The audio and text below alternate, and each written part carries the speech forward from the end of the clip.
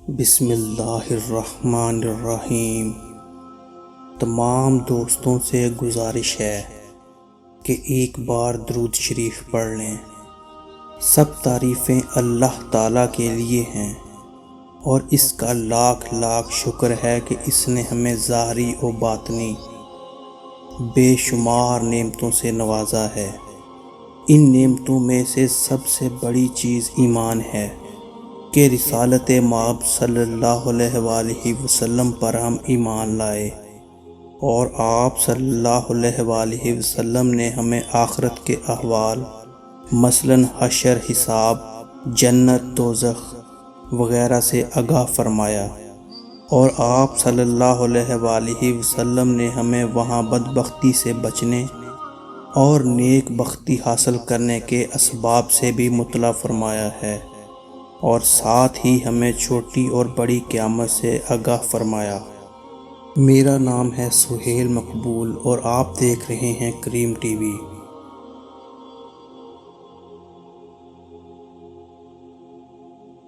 بیان کیا جاتا ہے کہ بنی اسرائیل میں ایک شخص تھا جس کی بیوی نہایت حسین تھی، جس پر وہ اسرائیلی فدا تھا۔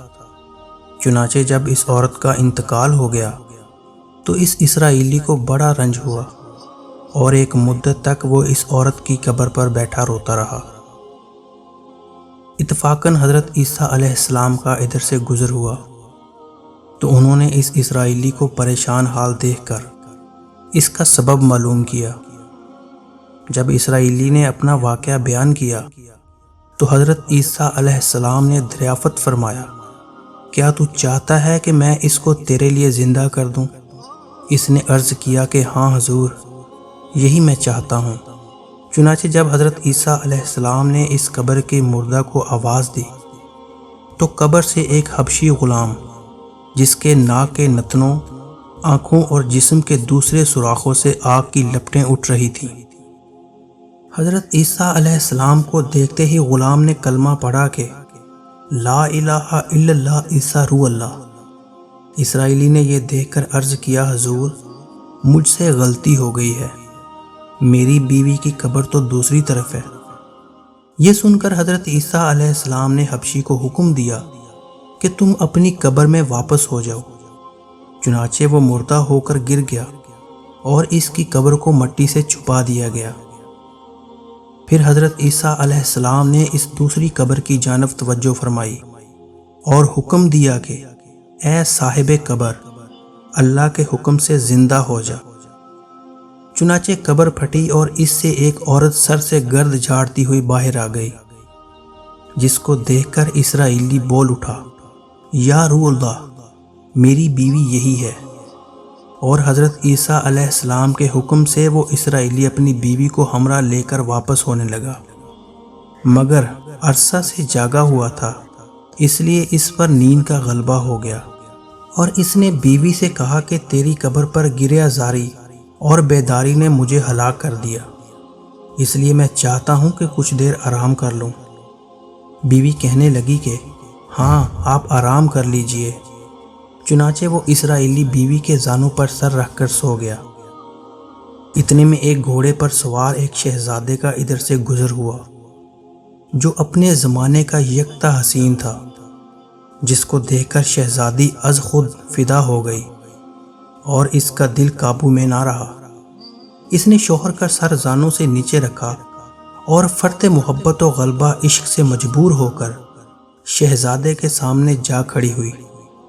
ادھر جیسے ہی شہزادے کی نظر اس پر پڑی، وہ بھی اس کو دیکھ کر اس پر فدا ہو گیا اور عورت کی خواہش پر اس کو اپنے گھوڑے پر بٹھا کر لے گیا۔ چنانچہ اس کے شوہر نے بیدار ہو کر جب اپنی بیوی کو نہ پایا تو نہایت پریشان ہوا اور اس کے ملنے کی تدبیر سوچنے لگا۔ سوچتے سوچتے آخر اس کے نشان قدم پر چل کر اپنی بیوی کو تلاش کر لیا، جو شہزادے کے پاس پہنچ چکی تھی۔ اس کو دیکھ کر اسرائیلی نے شہزادے سے عرض کیا کہ یہ میری بیوی ہے، آپ اس کو چھوڑ دیجئے۔ ابھی شہزادہ کچھ کہنے بھی نہ پایا تھا کہ اس عورت نے کہا میں تیری بیوی نہیں ہوں، بلکہ شہزادے کی لونڈی ہوں۔ یہ سن کر شہزادہ اسرائیلی سے کہنے لگا، کیا مجھ سے میری لونڈی کو لینا چاہتا ہے؟ اس نے کہا، خدا کی قسم، یہ میری بیوی ہے جس کو میرے سردار حضرت عیسیٰ علیہ السلام نے مرنے کے بعد میرے لیے زندہ کیا ہے۔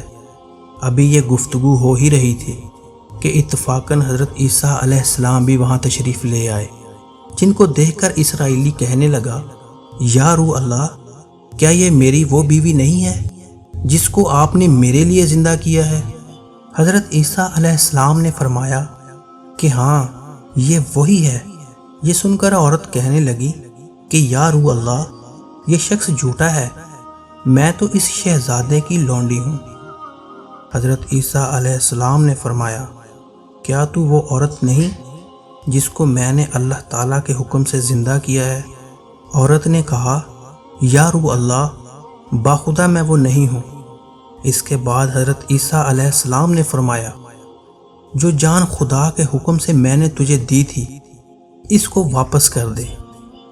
یہ سنتے ہی وہ عورت پھر مردہ ہو کر گر پڑی، اور حضرت عیسیٰ علیہ السلام فرمانے لگے کہ جو شخص ایسے آدمی کو دیکھنا چاہے جو کافر مرا تھا اور زندہ ہو کر ایمان لایا، تو وہ اس حبشی غلام کو دیکھ لے جو پھر ایمان کی حالت میں مرا ہے، اور جو کوئی ایسے شخص کو دیکھنا چاہتا ہے جو مومن مرا تھا، پھر اللہ نے اس کو زندہ کیا اور وہ کافر ہو کر حالت کفر میں مر گیا، تو وہ اس عورت کو دیکھ لے۔ اس واقعے کو دیکھ کر اسرائیلی نے قسم کھائی کہ اب کبھی نکاح نہیں کروں گا، اور میدانوں کی طرف نکل گیا جہاں اللہ تعالیٰ کی عبادت میں مصروف رہ کر اسے موت آ گئی۔ اللہ تعالیٰ اس پر رحم فرمائے۔ پیارے دوستو، نبی اور رسول صلی اللہ علیہ وآلہ وسلم کے اقرار و انکار کا نتیجہ اس حقائق سے ظاہر ہوتا ہے، اور سبق ملتا ہے کہ کامیابی اپنے نبی صلی اللہ علیہ وآلہ وسلم کی اطاعت و محبت سے مل سکتی ہے۔ چنانچہ ہمیں بھی چاہیے کہ ہر حال میں اپنے نبی صلی اللہ علیہ وآلہ وسلم کی اطاعت کو سامنے رکھیں، چاہے دل مانے یا نہ مانے، لیکن نبی کریم صلی اللہ علیہ وآلہ وسلم کے طریقوں کو لازمی اپنایا جائے۔ اللہ تعالیٰ اس واقعے سے سبق حاصل کر کے عمل کرنے کی توفیق عطا فرمائے۔ آمین۔